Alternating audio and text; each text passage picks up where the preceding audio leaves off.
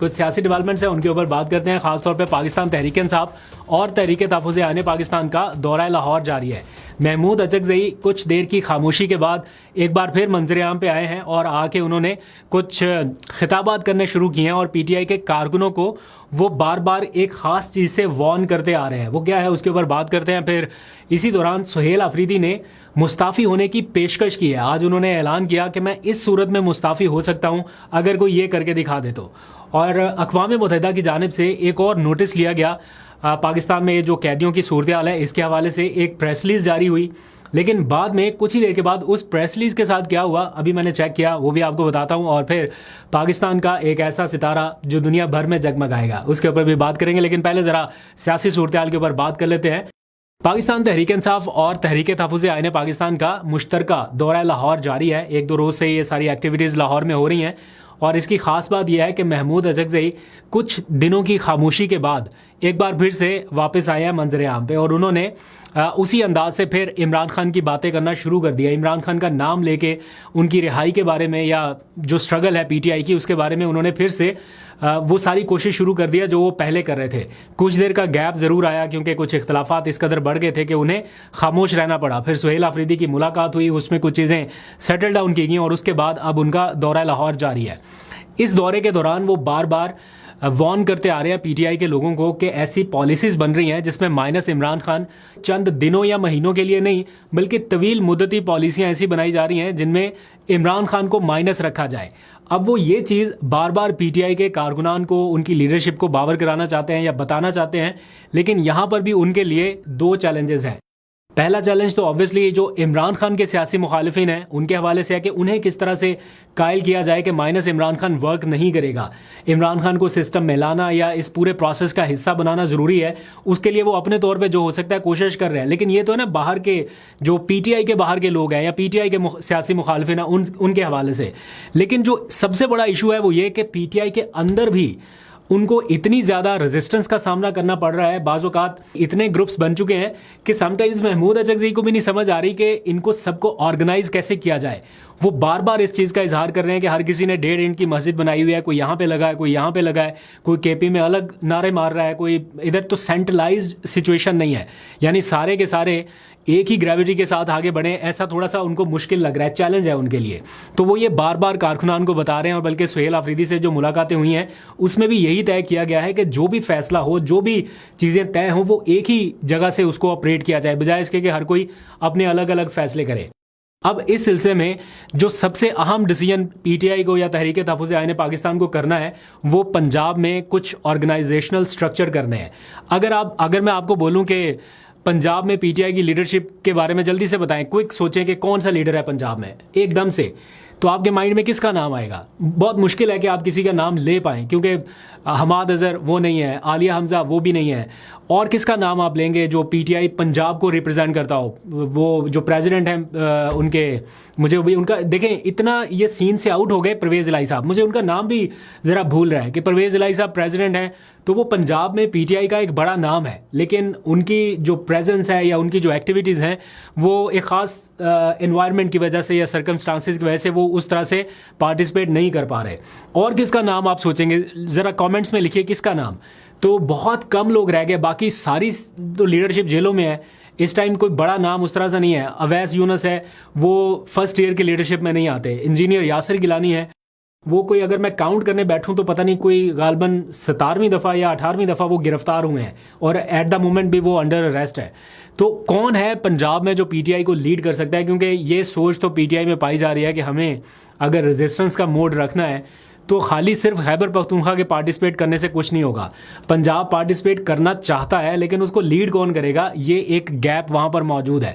इसको फिल करने की कोशिश की जा रही है कि किसी तरह से पंजाब से, लाहौर से कुछ ऐसा मोमेंटम बिल्ड किया जाए कि वहाँ के कुछ लोग सामने आ सके जो पसे पर्दा रह के कुछ डिसीजन मेकिंग में हिस्सा ले रहे थे। आलिया हमज़ा वो वैसे अरेस्ट हो गई। अब अगर आप ये एक्सपेक्ट करें कि पंजाब की लीडरशिप में से लतीफ़ खोसा साहब निकल के सामने आ जाएं और वो लीड कर लें तो बहुत मुश्किल है, क्योंकि वो तो ये कह रहे हैं कि अडयाला जेल के बाहर जाना मेरा मैंडेट नहीं है। तो वो अडयाला के बाहर उस तरह से प्रेजेंस नहीं दिखा पाते। लाहौर में बहुत कम एक्टिविटीज़ में वो पार्टिसिपेट करते हैं। तो अगर उनसे ये एक्सपेक्ट किया जाए, या फॉर एग्जांपल सलमान अकरम राजा साहब हैं, उन्होंने लाहौर से इलेक्शन लड़ा, अगर उनसे ये एक्सपेक्ट किया जाए कि वो बड़े पैमाने पर लोगों को लेकर निकल सकेंगे। वो फैसला साजी में तो शामिल हैं, सारे फैसले उनकी मर्जी मंशा के तहत तो हो रहे हैं, लेकिन वो उस तरह की नेचर के नहीं है कि जैसे ग्राउंड पॉलिटिक्स होती है ना, लोगों को लेके निकलना वो करना। यहाँ तो लोगों को वोट इस तरह इस कदर पड़ गया। लतीफ़ खोसा साहब की भी लॉटरी निकल आई। सलमान अकरम राजा बहुत नफीस आदमी है, बहुत शरीफ आदमी है, वो भी जीत गए कि वोट ही इमरान खान के नाम पे पड़ा। इसमें ऐसे ऐसे लोग जीते हैं या जिनको रियल मानों में वोट पड़ा, वो एंड रिजल्ट उसका कुछ भी हो, लेकिन इसलिए कि हवा इमरान खान के नाम की थी। इन लोगों की अपनी कोई ग्राउंड पॉलिटिक्स के बेस पे अगर कहा जाए कि किसी ने, बहुत सारे लोग ऐसे हैं, लेकिन मैं जिनके नाम ले रहा हूं उनके बारे में बात कर रहा हूं कि अगर ये समझा जाए कि इनकी ग्राउंड पॉलिटिक्स की वजह से ये जीते हैं, ऐसा नहीं है। सिर्फ उस वक्त ये था कि इमरान खान ने हाथ रखा और सब जीत गए। उसके बाद वो 45-47 के फॉर्म वाली कहानी अलग, और उस जीत को या उन वोटों को वो कन्वर्ट नहीं कर पाए उस चीज़ में कि हाँ हम ग्राउंड पे उन लोगों के साथ कनेक्ट कर सके। तो ये एक गैप ऐसा है जो बार बार पीटीआई को चैलेंज कर रहा है, बार बार पीटीआई को पुश बैक कर रहा है कि किसी भी बड़े फैसले से पहले आपको पहले ये गैप फिल करना होगा। इसके बगैर आप कोई भी एफर्ट करेंगे वो बेकार हो जाएगी। तो इसलिए अब एक बार फिर से इन्होंने लाहौर का रुख किया है कि चले थोड़ा सा मोमेंटम फिर से बिल्डअप किया जाए, क्योंकि जब तक ये जंग वाला सारा सीन चल रहा था तो फ़ायदा नहीं था करने का, क्योंकि तवज्जो ही सारी और तरफ थी। अब फिर से वापस पॉलिटिक्स की तरफ सीन आ रहा है। तो पीटीआई चाहती है कि थोड़ा सा प्रेशर, थोड़ा सा दबाव, थोड़ा सा माहौल इस लेवल का बनाया जाए कि कहीं कोई बातचीत का रास्ता एक बार फिर से खुले। दूसरी जानिब खैबर पख्तूनख्वा की अगर बात करें, सुहेल आफरीदी, उन्होंने तो सूबे के ऊपर अब फोकस करना है कुछ वक्त के लिए। वो सूबे के मसाइल, सूबे के इशूज़, आज भी आप देखें उन्होंने जिरगा बुलाया ये ड्रोन्स वाले मामला को लेके, वो आज उन्होंने कॉल किया और उन लोगों के साथ उन्होंने डिस्कशन की। फिर और भी उनकी एक्टिविटीज़ मैं देख रहा हूँ कि पाइपलाइन में है। मीनवाइल आज उन्होंने मुस्ताफ़ी होने की एक पेशकश की है, क्योंकि वैसे ही और बहुत सारी चीज़ें चल रही हैं, लेकिन आज उन्होंने कहा कि मैं खुद इस्तीफ़ा देने के लिए तैयार हूँ। उन्होंने सबको कहा, चैलेंज है एक तरह से उनकी जानिब से कि तमाम जर्नलिस्ट को, सहाफ़ियों को, यूट्यूबर्स को, या और भी उन्होंने जो नाम लेके कहा कि कोई 1 रुपये की करप्शन उनकी साबित कर दे किसी भी स्टेज पे, चाहे वो इक़्तिदार से पहले हो या बाद में हो। वो कह रहे एक रुपये की करप्शन कोई साबित कर दे तो मैं खुद इस्तीफ़ा देने के लिए तैयार हूँ। तो इसी तरह जहां जहां पर आप लोगों को कुल्ली दावत है, सहाबियों को भी कुल्ली दावत है, डिजिटल मीडिया के कुछ जो डाउट्स हैं उनको भी दावत है, जो अपने हैं पराए हैं सबको दावत है।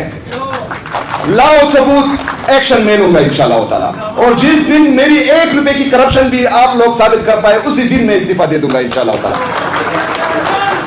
मीनवाइल वो वफाक को भी टफ टाइम देना चाहते हैं, चैलेंज कर रहे हैं वफाक को भी कि जो उनके गैस के इश्यूज़ हैं, जो सूबे को गैस बंद की गई है या नहीं मिल रही, इस इशू पर वो कह रहे हैं कि 2 दिन के अंदर अंदर इस मामले को एड्रेस किया जाए, वरना वो तमाम स्टेक होल्डर्स को मिला के इस बारे में एहतजाज करेंगे या जो भी अपना लाया मला वो देंगे। मुझे नहीं लगता कि उनके इस तरह के बयानात से या खाली ये कह देने से कि वो तमाम स्टेक होल्डर्स को मिला के इस बारे में बात करेंगे या एहतजाज करेंगे तो फ़ौरन वफाक जो है वो कह के वो बस इनको फ़ौरन गैस सप्लाई शुरू की जाए, मुश्किल लगता है। इसका पॉलिटिकल हल जो है वो निकालना पड़ेगा। इसमें कुछ और लोगों की इन्वॉल्वमेंट, कुछ और स्टेक होल्डर्स की शमूलियत जो है वो भी बड़ी ज़रूरी है। अच्छा, अब आ जाइए एक और ख़बर की तरफ। अक़वाम मुत्तहिदा की जानिब से ये खबरें आई कि उन्होंने पाकिस्तान में जो हालात हैं इसके ऊपर एक बार फिर नोटिस लिया, और इस हवाले से जो सियासी कैदियों के हवाले से इतलात हैं कि उन्हें ज़हनी अजियत का सामना करना पड़ रहा है या टॉर्चर जैसी सिचुएशन से गुजरना पड़ रहा है, तो इस मामले पर उन्होंने कुछ लिखा और कहा कि मुतालबा किया हुकूमत से कि कैदियों को जो सहूलतें दी जानी चाहिए वो उन्हें फ़राहम की जाए, ख़ास तौर पे मेडिकल की सहूलत और बाकी सारी। वो पाकिस्तान तहरीक इंसाफ ने उसको ऑफिशियल अपने पीटीआई के जो ट्विटर हैंडल है उनके ऊपर भी डाला।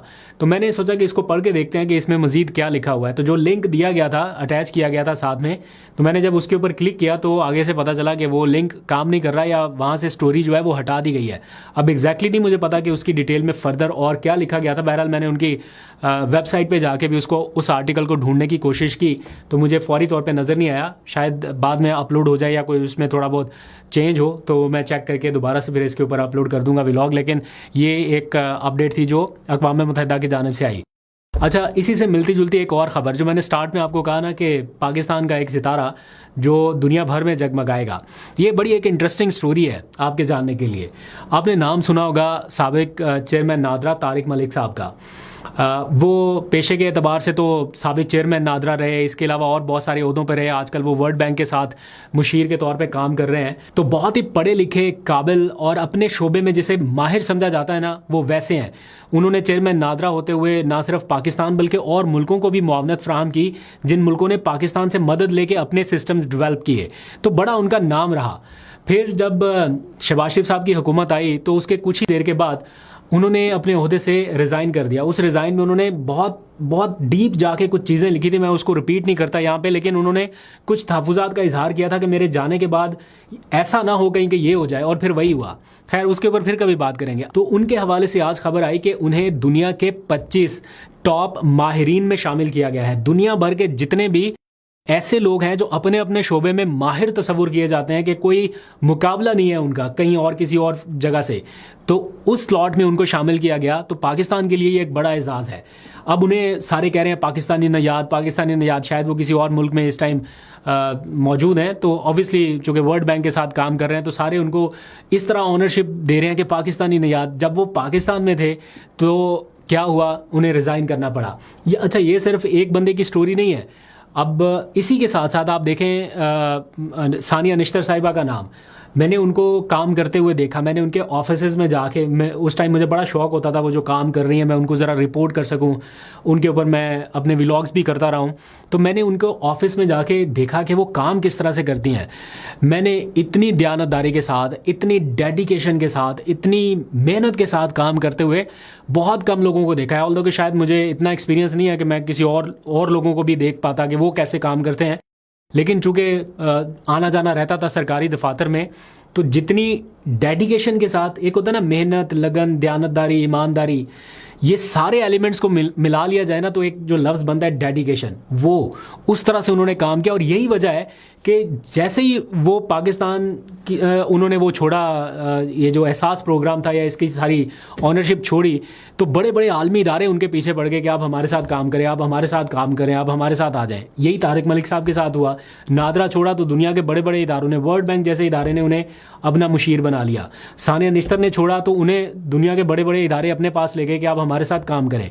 तो इमरान खान के टाइम पे ये होता था कि ये सोचा जा रहा था कि हम कैसे अच्छे लोगों को टॉप पे लेके आएँ, जो इदारों को इस्लाहात की जानिब लेके आए। तारिक मलिक हो गए, सानिया निश्तर हो गई, तानिया इदरूस, वो गूगल की वो जो एक खातून आई थी, बाद में वो ज़्यादा देर नहीं टिक पाई, लेकिन एक सोच ये थी कि ऐसे कॉम्पिटेंट लोगों को आगे लाया जाए जो अपने इदारों को या अपनी इन चीज़ों को बेहतर समझते हों, टेक्निकली साउंड हो और वो आगे लेके बढ़ पाएँ। लेकिन ये एक तरह से हमारी बदकिस्मती ही समझ लें कि ऐसे काबिल और दयानतदार और डेडिकेटेड लोग जो हैं वो हमारे पास काम करने के लिए टिक नहीं पा रहे, ना हम उनकी उस तरह से कदर कर पाए हैं। तो आई विश कि कोई एक ऐसा मौका है कि ये दोबारा अपने मुल्क को सर्व करें, दोबारा से इनको मौका मिले। ये दुनिया में जाके जो नाम बना रहे हैं तो अपने मुल्क में अगर करें तो कितना ही अच्छा हो। इनको मैं कहता हूँ जाने ही नहीं देना चाहिए था। अगर ये रिज़ाइन भी कर रहे थे तो इनका रिज़ाइन एक्सेप्ट ही ना करते, इनको रोकना चाहिए था।